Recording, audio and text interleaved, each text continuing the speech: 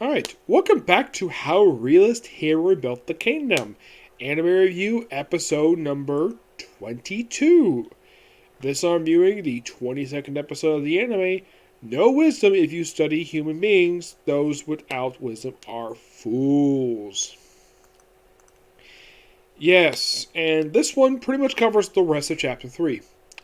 No, literally, it does. It covers from where it left off last week and goes through the rest of the whole chapter.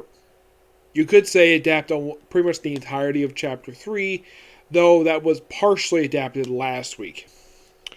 The episode starts up with Satsuma and his four fiancées, Lucia, Aisha, Juna, and Roanoa, sitting around a kotatsu. Yep. This is actually, like, I saw this again, like, wow. I saw this say, wow, a kotatsu. Like, that is a familiar thing you would see in anime. Yep. These following series I have personally reviewed. We have a Kotatsu, Gentama, Miss Kobayashi's Dragon Maid, Konosuba. Trying to think what else was it. I would say Death March or Rhapsody, but that only happened in light novels and never showed in the anime of them making Kotatsus, and I can think of no. Let's see, I'm trying to think. This may have been the fourth anime I've come across where we have a Kotatsu. You probably would think, does the series Atomic Currents and Slime, does that have a Kotatsu in it?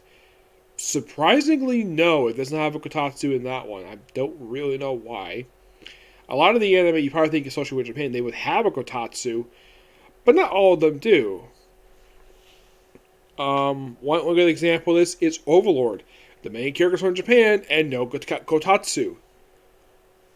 Saga Table. No, not for that one.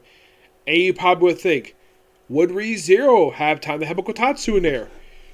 No. There's a reason for that, because none of the characters know he actually is isekai in that one. Yeah. No one in ReZero knows Subaru is actually from another world. They have no idea about that. Yes, and plus the series is too dark anyways to have a Kotatsu. So, now here's the thing. The book basically does not explain where the heck this Kotatsu came from. It just magically popped up in the book. It's like, oh, we have a Kotatsu here. My guess is JC's dad must have felt as though, like, hey, we have a Kotatsu here. Let's throw it into this scene. The scene itself is mostly there, except that they trim this down a lot for the anime. Like, they do keep the important bits in there, but this whole opening scene is roughly about 3 to 4 minutes. It's mostly like they're discussing, like, we need, like, staff, and of course Roanoa needs, like, bureaucracy, stuff like that. And talk about basically training people in education. It's a pretty good scene. I do appreciate them keeping the scene in, but they trimmed this down tremendously. But one thing, Hokaku, the prime minister, he's actually mentioned the scene in the book. They cut it out of the anime. And then after the opening credits, we cut to a completely different character. Not Satsuma. Oh no. Yeah, in the book, basically, you probably would think, wait, did the anime basically cut him out of the episode on purpose? Like, was it like in the book? Yes. Yes, it was. The guy who they cut to, his name is Ginger. His name is Ginger Kalmus. Is his debut, along with Sandra. Yes, they introduced him as a slave trader. Yes, a slave trader who was the grandchild of the previous one, the one who basically who helped these slaves. And so he has no desire to be in the slave trade business. He wanted to basically... So, in order to basically make the people a little more comfortable living, they do cut some small bits out of here. Like, there is a scene where they go get stuff because he plans to teach them basically how to read, write, and to basically be, very much well educated. So he goes with Sandra and buys them all nice clothes, food, stuff like that. And you're probably curious, though, where the heck to get the stuff? Did the anime cut this out? Yes, it did. As a matter of fact, they went to the Silver Deer to get the stuff. Yes, the very same store that is basically owned by Roanoa. She probably opened it up when she became Satoma's fourth fiancé. That's my personal guess. The anime doesn't mention what they got. They probably got from some store, and of course they carry this big stuff back. Everyone gets all nice clothes, good food, all basic education. They do keep a lot of stuff basically from this particular portion of the chapter in here, the education bit. Sandra's. By the way, before this, Sandra basically does something in the anime actually changes. Before all this, basically, because she gave an opinion. Now, in the anime, Ginger actually asks Sandra if he can call her San. In the book, he just calls her San anyways. I do appreciate this change because the way it's presented in the book, it seems quite awkward. Like, oh, hello, my name is San. Like, who's like, who are you? My name is Sandra. And then he says, okay, San. Yes, seriously. It's like basically he didn't ask permission to actually call her by the name San, which is basically short for Sandra. In the anime, they actually have him do this. Yes. My guess is JT Step must have saw that and like, okay, this guy did not ask permission to call her that. So let's actually have him ask permission to do that. And also they cut the bit out of basically him asking her to don't call him Shotmaster, just call him by his real name, Ginger. And of course she calls him Master Ginger. Yes, seriously. They cut the bit out basically of him asking permission to call her by San, but they cut out the thing of him basically asking him calling her by his first name. I'm like, that's a weird trade-off there. And after, oh, by the way, when she got an opinion, she basically gave him a whip. A whip to give her get whipped. Because she dare offer an opinion. And he's like, no, I'm not going to do that. I should point out, though, in the book, she actually stripped in order for this to happen in the book. In the anime, she just puts her hands against the wall, and she's prepared to get whipped. Just because she dare offer an opinion. He's like, no, I'm not going to do that. He just tosses the whip on the floor, like, says the whip will leave a mark, and it's never brought up again. Yes, it's kind of good the fact we got the stereotype about slavery out of the way. One of the common stereotypes is slaves are commonly whipped. In all forms of fiction, slaves get whipped. Even in American fiction, this happens. Yes. So, yeah, and by the way, Sultimo does bring up the whole thing with slavery later on in the episode. That happened in my world too. It didn't have much in Japan per se. I've never read much information about Japan, but it's like a history with slavery. The U.S. did. Yeah, mentioned about Civil War. U.S. did that. I'll get to more Sultimo stuff in a minute. So, after teaching all these slaves, yeah, these four noblemen just pops out of nowhere, basically demanding that they buy all these slaves. He's like, okay, I'll sell you them. But by the families too. They're like, okay, fine. And I have to explain everything to them, and these four basically be reasonable. And a couple of them were sold off to a guy, but it's not Patri per se. It's not the how should I put this? Do you have one Anzo and Shuo?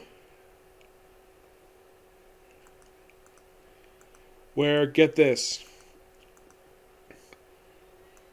they become the wives of Patri Surin, who actually just made his debut in the anime just recently. So, okay, so we have a guy who was just introduced in the anime just a few episodes ago, and he's actually a noble that is trusted by Sultimo, and he takes these two beautiful sisters to be his wives. Yep. And in the book, he becomes basically he becomes an ambassador to the country. Yep. Now, of course, also, they do bring on this in the book. They actually cut this out in the anime that many people tried to buy Sandra, but he kept saying no because they offer less favorable solutions. And then, basically, well, by the way, during the episode, after she gets new clothes, she becomes sort of, in a way, his secretary. Well, basically gives him tea, and he helps her sit down. It's good about the stuff happening here, and all of a sudden, he sees the door rings, and a man comes in, wearing a hat. And by the way, this is not mentioned in the book, they made stuff in the anime. He suspects that this guy is from the Nine Dragon Archipelago. By the way, this is Sultimo disguise. Yep, this is disguise. This is actually the first time in the anime he's done this. since episode 13. Actually, it's more like episode 12 was the last time he did this. Though that time he was actually with his adopted young sister and Juna. This time he's here with Aisha and Ronora. Which, yes, they're with him in the book too, so don't worry, the anime did not change who was with him. Of course, that comes a little bit afterwards. Basically offers to buy Sandra for 50 gold pieces. He's like, no, she's not for sale. I like to keep her. And start like something new. He's like, okay, you passed. And the other two come in, and he basically declares royal decree there, where he's basically declaring all the stuff associated with slavery is going to end, but slavery itself is not going to end yet. But basically, everybody who's and any former slave is going to be trained as a future employee, and of course, Ginger's being put in charge of a job training center with Sandra, which becomes an actual school in the book. Yep, an actual school. And of course, he agrees to do that. So Andrew could stay as his employee because that's what he wanted to do. And you might be curious though, is there a hint of romantic transferring him and Sandra? Yes, there is.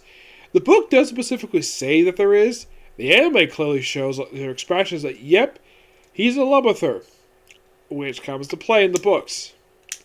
Yep, he doesn't really appear very much in the books at all. I mean, his most recent appearance in the book was actually book 10. Yes, seriously, book 10 was his most recent appearance in the books. And he is not really that big of a character. He appears, like, occasionally. So you could say he's a minor character, but he's a character minor character gets development. You could say he's just a recurring character. Though next week we're not going to focus on it. We're going back to Saltama for next week's episode. Yep. It's an okay episode, per se. If you're a fan of the series, you're like, wait, where the heck is Saltama? Why does he disappear for about 20 minutes for an episode? Well, that's actually the fault of the light novel for that. Not JT Staff. That's not JT Staff's fault for doing that. Point the blame at the original writer who wrote the light novel that this episode's chapter is based. They get Stormterror for. Blame Stormterror for that. Don't blame the enemy for that. It's kind of similar with the opening scene for Goblin Slayer. That is not the fault of the Goblin Slayer animator for doing it. They're basically adapting from source material. Like, I have told people about that, where, like, I mentioned my videos for review for Goblin Slayer, where I pointed the blame. I basically, if you have a problem with the opening scene for Goblin Slayer, don't blame the studio who made the series. Blame the original writer. He's the one who wrote it. And it's kind of the same thing with this one. If you don't like something that happened in this episode, don't blame the animators. It's not their fault. They're just basically adapting what they're told. And they're basically making changes that they're supposed to do. So, don't blame them for that. Blame the original writer. It's their fault, the reason why the episode's kind of like this anyways. Yes, with less, like a very much a minor appearance by the main character of the series. Yeah. But not much to say about this episode. Like I said, it's just okay. It's by far not as good as some of the other episodes, per se. It's like, oh, good, so good episodes. And next week's episode, well,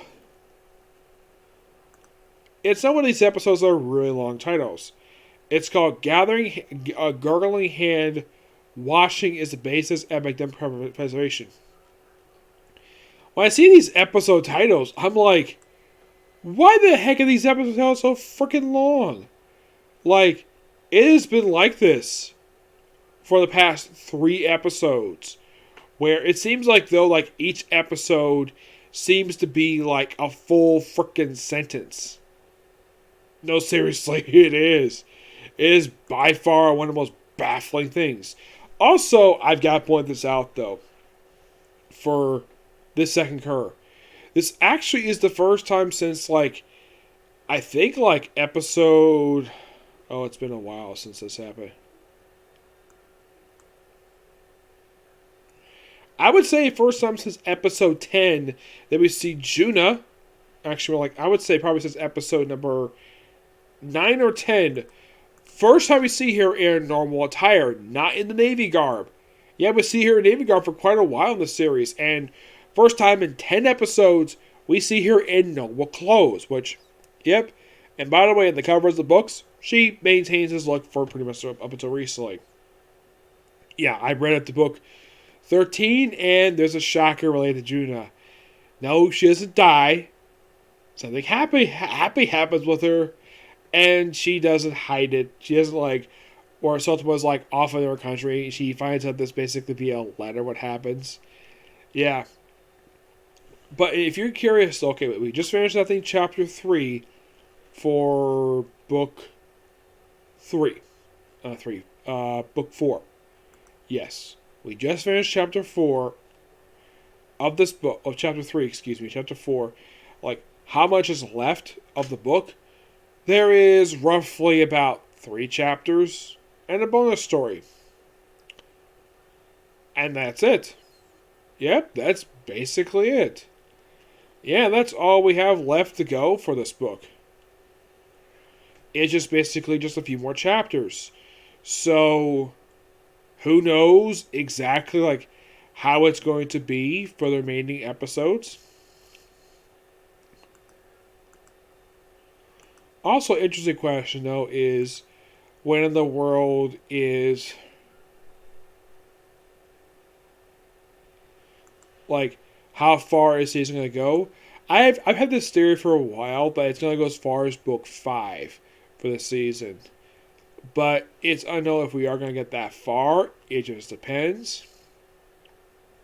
Yes. Am I looking forward to it? Yes. Yes, I am. Because book 6 is kind of like a start of another story. Because right now we're still dealing with the after effects of the 1 week civil war. Yes, we're still dealing with that. Even by as far as basically books 3 and 4. 5 kind of wraps it up. Basically starts a brand new story arc for the series. Yep. But yeah, that's going to be pretty much it for this particular review. Next one is going to be a comic corner. Okay? Next video. Bye.